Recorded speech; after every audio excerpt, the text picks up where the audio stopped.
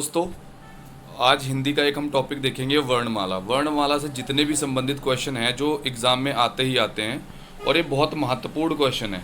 और ये ना जो अभी कांस्टेबल यूपी कांस्टेबल 60,000 वाली वैकेंसी है, उनके लिए तो बहुत ही महत्वपूर्ण है। तो एक बार इनको पढ़ लेंगे तो अच्छा रहेगा। और इनके जो क्वेश्चन है, क्वेश्चन का लेवल बहुत अच्छा मैंने रखा है, क्योंकि इसके जो क्वेश्चन है वो जिस तरीके से एग्ज़ाम में पूछे जाते हैं उसी तरीके से हमने यहाँ पे इस वाली PDF में रख रखे हैं। और ये जो PDF है, इसका जो लिंक है वो मैं डिस्क्रिप्शन में दे दूंगा। तो चलो शुरू करते हैं।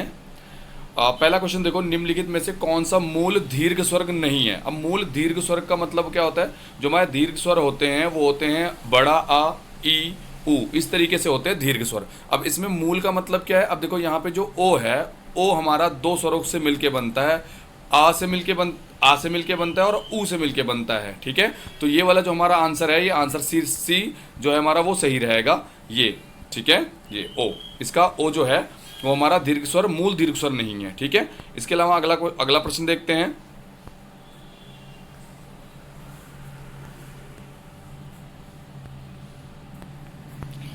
अगला प्रश्न है, हिंदी में ध्वनियाँ कितने प्रकार की हैं? तो हिंदी में ध्वनियाँ दो प्रकार की होती हैं, एक होता है हमारा स्वर और एक होते हैं व्यंजन। ठीक है, अगला क्वेश्चन देखते हैं। मात्रा के आधार पर स्वर कितने प्रकार हैं? तो मात्रा के आधार पर स्वर होते हैं तीन प्रकार के, एक होता है दीर्घ स्वर, एक होता है ह्रस्व स्वर और एक होता है प्लुत स्वर। दीर्घ स्वर क्या होता है? जिसमें ज़्यादा देर तक हवा निकलती है, ज़्यादा देर तक टाइम लगता है। प्लुत स्वर क्या होते हैं? जो दीर्घ स्वर्ग से भी उनको ज़्यादा बोलने में समय लगता है। ठीक है, उनको प्लुत स्वर बोलते हैं। इनमें तीन प्रकार के स्वर आते हैं। अगला क्वेश्चन देखते हैं।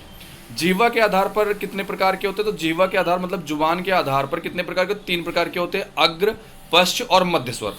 अग्र, पश्च और मध्य स्वर। तो इसका जो आंसर है वो आंसर रहेगा हमारा ये तीसरा। ठीक है, ये वाला, ये तीसरा जो है ये इसका आंसर रहेगा, अग्र, पश्च और मध्य वाला। एक से अधिक वर्णों के मेल को क्या कहते हैं? तो एक से अधिक वर्णों के मेल को कहते हैं व्यंजन। क्योंकि जब आप व्यंजन लिखते हैं, का लिखेंगे तो का और प्लस आ दोनों होते हैं।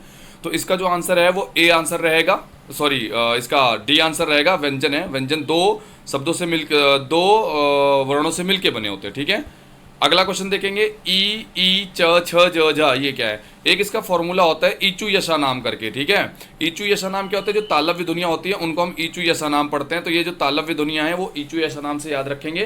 तो ई, च, च और या जो छो वाला गोल वाला सा है वो भी हमारा क्या आता है? तालव्य होता है। ठीक है, जिनका उच्चारण स्वतंत्र से होता है और जो व्यंजन के उच्चारण में सहायक होते हैं उसे क्या कहते हैं? तो जिनका उच्चारण स्वतंत्र से होता है और जो व्यंजन के उच्चारण में सहायक होते हैं उनको स्वर कहते हैं। क्या कहते हैं? स्वर कहते हैं। निम्नलिखित में से कौन सा दीर्घ स्वर नहीं है? दीर्घ स्वर अभी मैंने बताया जिसमें दो मात्राएं होती हैं, द्विमात्रिक जो स्वर होते हैं उन्हीं को हम दीर्घ स्वर बोलते हैं। अब इसमें बोल रहा है कि दीर्घ स्वर नहीं है, तो इसमें जो हमारा ये है ई, ये छोटी वाली, इसमें क्या ये दीर्घ स्वर नहीं है, ये क्या है? हमारा ह्रस्व स्वर है, क्योंकि चार होते हैं, अ, ई, छोटा ऊ और री। ठीक है, इसमें दीर्घ स्वर नहीं है, ये गलत है। ये जो आंसर है ये आंसर गलत दे रखा है इसका। ठीक है, ये आंसर आप करेक्शन कर लेना जब मैं PDF भेजूंगा। ये वाला आंसर जो दिया हुआ है ये आंसर इसका गलत है, छोटी ई आएगा जो दीर्घ स्वर नहीं होता है। ठीक है, निम्नलिखित में से कौन सा अंतस्थ व्यंजन कौन सा है? इनमें से कौन सा अंतस्थ व्यंजन है? तो अंतस्थ व्यंजन क्या होता है? तो अंतस्थ व्यंजन इसमें होता है वा, ये जो या रा ला वा होते हैं वो सारे के सारे अंतस्थ व्यंजन होते हैं। या रा ला वा, याद रखेंगे, या रा ला वा, ये अंतस्थ व्यंजन होते हैं। तो इसका आंसर आएगा ऑप्शन सी।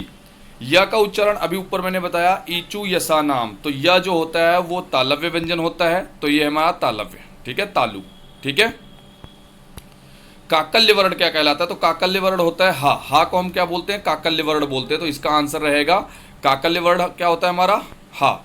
अगला देखेंगे इसका आंसर, अंतस्थ और ऊष्म में कितने वर्ण होते हैं? तो देखो, अंतस्थ व्यंजन और ऊष्म व्यंजन क्या होते हैं? अंतस्थ व्यंजन होते हैं दो और ऊष्म व्यंजन होते हैं चार, सा, सा, ह। ठीक है, तो कुल मिला के कितने हो गए? 6। कितने हो गए? 6। अंतस्थ व्यंजन कितने हो गए? अंतस्थ व्यंजन और प्लस ऊष्म व्यंजन दोनों को मिला के कितने हो गए? 6। ऊष्म व्यंजन क्या है? ऊष्म मतलब क्या होता है? जिसमें हम बोलें और गर्म हवा निकले उसको बोलते हैं ऊष्म व्यंजन। ठीक है, तो ऊष्म व्यंजन क्या होता है? हमारा हा होता है, स, स, ह होते हैं, वो सारे ऊष्म व्यंजन कहलाते हैं। तो इसका आंसर ए सही रहेगा। ठीक है, हिंदी भाषा में कुल कितनी वर्ण लिपियां हैं? तो वर्ण मतलब वर्ण लिपियां कुछ नहीं, वो ये पूछ रहा है वर्ण कितने होते हैं। तो हिंदी भाषा में कुल मिला के 52 वर्ण होते हैं और 11 मूल स्वर होते हैं। ठीक है, जब एक ही ध्वनि का द्वित्व हो जाए तब वह क्या कहलाता है? तो जब एक ही ध्वनि का द्वुत्व हो जाता है उसको हम बोलते हैं युग्मक ध्वनियां। क्या बोलते हैं? युग्मक ध्वनियां बोलते हैं उनको। युग्मक का मतलब होता है जोड़ा, ठीक है। अगला देखो, वह कौन सा व्यंजन है? तो वह हमारा होता है, अभी मैं पढ़ा चुका हूं, अंतस्थ व्यंजन होता है, ठीक है। य रा ला वा, है ना, य रा ला वा, ये हमारे अंतस्थ व्यंजन होते हैं। तो ये हमारा जो आएगा ये सी वाला ऑप्शन, अंतस्थ व्यंजन जो होता है ये हमारा क्या आ जाएगा? जो वह है वो अंतस्थ व्यंजन आ जाएगा, ठीक है। प फ ब भ म आदि का उच्चारण किससे होता है? तो बेटा ये जो जितने भी होते हैं ये ओष्ठ ध्वनियां होती हैं। क्या होती हैं? ओष्ठ ध्वनियां होती हैं, ये ओष्ठ ध्वनियां, ऑप्शन बी। जब दो व्यंजन एक साथ मिलते हैं तो उन्हें क्या कहते हैं? तो देखो भैया, जब जो दो व्यंजन एक साथ में मिलेंगे तो इनको बोलते हैं संयुक्त व्यंजन। अब संयुक्त व्यंजन कितने प्रकार के होते हैं? तो संयुक्त व्यंजन 4 प्रकार के होते हैं, छ, त्र, ज्ञ और श्र, ठीक है। 4 प्रकार के संयुक्त व्यंजन होते हैं, ठीक है। वर्ण तालिका के अनुसार ह्रस्व, दीर्घ और प्लुत क्या है? तो ये तीनों प्रकार के स्वर होते हैं, मैंने ऊपर ही बताया आपको। तो इसका आंसर रहेगा ये स्वर, ठीक है, इसका आंसर रहेगा स्वर। अगला देखेंगे, हिंदी वर्णमाला में ऊष्म व्यंजन क्या होते हैं? ऊपर पढ़ के आए स स ह, जिसमें गर्म हवा निकले बोलने पे। तो हमारा ऑप्शन रहेगा स स ह, 4 होते हैं, ठीक है। हिंदी के जिन वर्णों का उच्चारण करते समय केवल श्वास का प्रयोग होता है उनको क्या कहते हैं? तो उनको कहते हैं अघोष। श्वास का जिसमें हम प्रयोग करते हैं उनको हम कहते हैं अघोष। 2 प्रकार के होते हैं, एक होता है सघोष और एक होता है अघोष, ठीक है। य र लावा व्यंजनों को क्या कहते हैं? य र लावा को अंतस्थ व्यंजन कहते हैं, हम ऊपर भी पढ़ चुके हैं। तो ये हमारा हो गया अंतस्थ व्यंजन, ठीक है।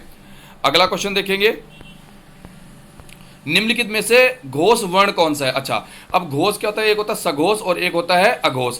अब जो घोष वर्ण होते हैं वो कौन कौन से होते हैं? तो पहले वाले जो होते हैं उनको बोलते हैं अघोष, पहले 2, ठीक है। जो पंचम अक्षर होते हैं क ख ग घ अंगा करके, तो उनमें जो पहले वाले 2 होते हैं वो कहलाते हैं अघोष, और बाकी के जो होते हैं 3 4 5 वो कहलाते हैं सघोष, ठीक है। तो इसमें अब देखेंगे कौन सा सघोष है और कौन सा अघोष है, ठीक है। तो देखो ध्यान से, अब चा, छ, ज, चा हो गया, क हो गया, टा हो गया, तो पहले पे ही आ गए, तो बच गया क्या हमारा? जा।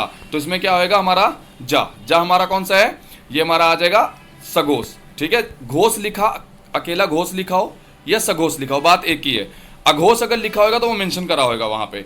निम्नलिखित में से ओष्ठ वर्ण कौन सा है? अब ओष्ठ वर्ण का मतलब इसमें देखो कौन कौन से होते हैं। तो हमें पता है उ जो होता है वो ओष्ठ वर्ण होता है। उ बड़ा उ हो गया, ओष्ठ हो गया, ठीक है। और ओ और बड़ा औ जो होता है वो भी ओष्ठ और अपना कंठ से मिलके बनता है, इसलिए उनको कंठोष्ठ बोलते हैं, ठीक है।